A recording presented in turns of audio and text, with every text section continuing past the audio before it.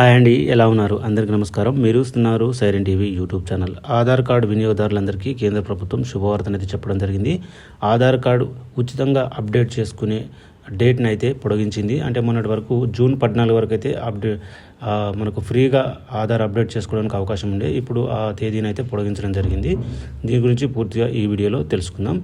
Pre Aadhaar update గడువు పెంచిన UIDAI pre Aadhaar వివరాల అప్డేట్ గడువును మరొకసారి UIDAI పొడిగించడం జరిగింది.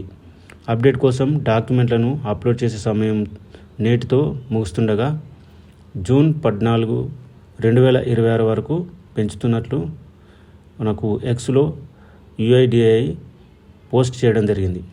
మై ఆధార్ పోర్టల్ ద్వారా ఈ వివరాలను ఉచితంగా నమోదు చేసుకోవచ్చని తెలియజేయడం జరిగింది.